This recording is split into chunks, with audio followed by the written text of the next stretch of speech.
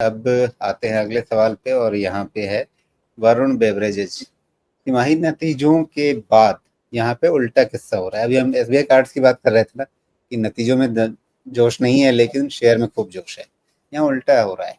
Varun beverages नतीजे काफी अच्छे थे लेकिन उसके बाद ये गिरता दिख रहा है। 2 से 3 साल का नजरिया जानना है वीरेंद्र यादव जी को। इनके पास 515 के भाव पे खरीदे हुए शेयर हैं। 5400 शेयर रखे हुए हैं इन्होंने। क्या करें?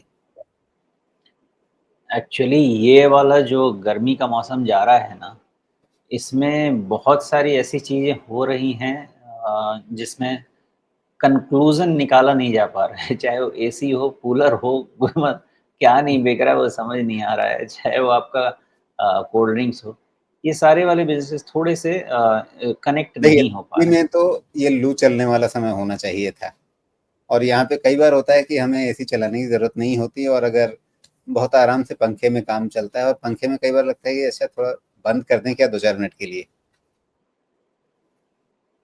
हाँ, वो बात मानता हूँ, समझता हूँ, लेकिन ऐसा है कि चलिए अब ये ऐसा नहीं है ना, ग्लोबल कंपनीज़ है ना, पेप्सिको इंडिया ओके, मानता हूँ।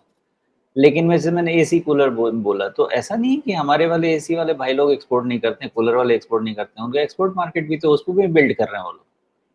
लेकिन there is something which is not connecting this time. Uh, क्या है वो नहीं पता है। आप अभी किसने वो पूछा था, डिक्सन पूछा था ना? क्या डिक्सन के बारे में पता पता नहीं, वो तो कुछ भी जी। अपना निकाल के चले जाते हैं कमेंट। लेकिन आप देखिए उन सब का क्या हाल-चाल है। There is something which is yet to be explained. मुझे मेनली तो यही लगता है कि बिज़नेस ग्रोथ के अगेंस्ट वैल्यूएशन सस्टेनेबल नहीं है। मुझे इस मेन तो यही समझ में आता है।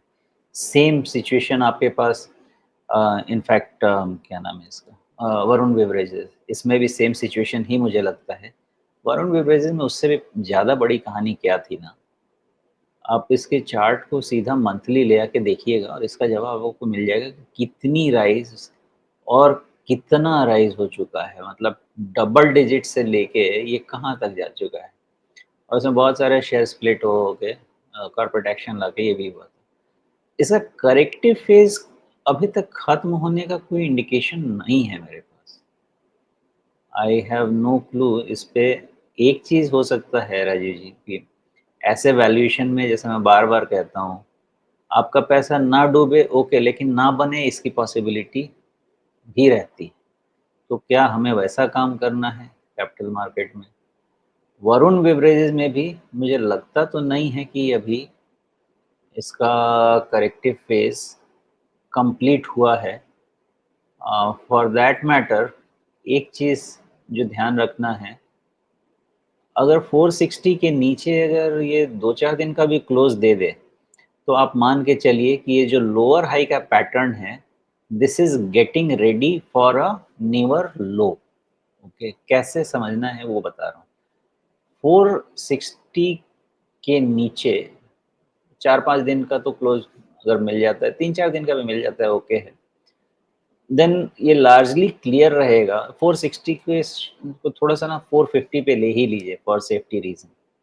क्यों 450 कह रहा हूँ आपको वो भी समझा देता हूँ। एक आपको लो मिलेगा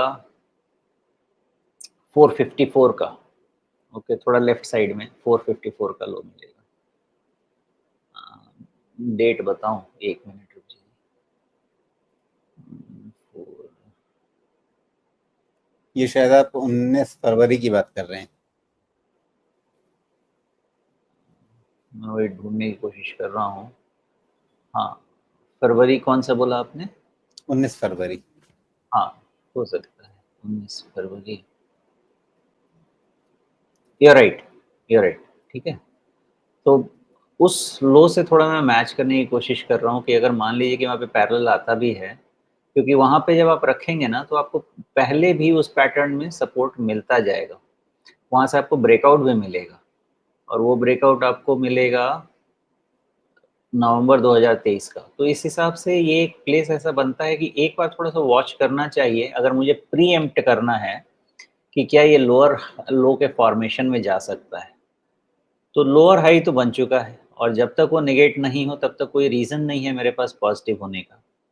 अब देखना ये है कि क्या लोअर लो बन सकता है। लोअर लो बनने के लिए एक बार ही अगर 3-4 दिन भी 450 450 के नीचे क्लोज हुआ तो मेरा बेट ये होगा कि शायद ये लोअर लो बनाएगा।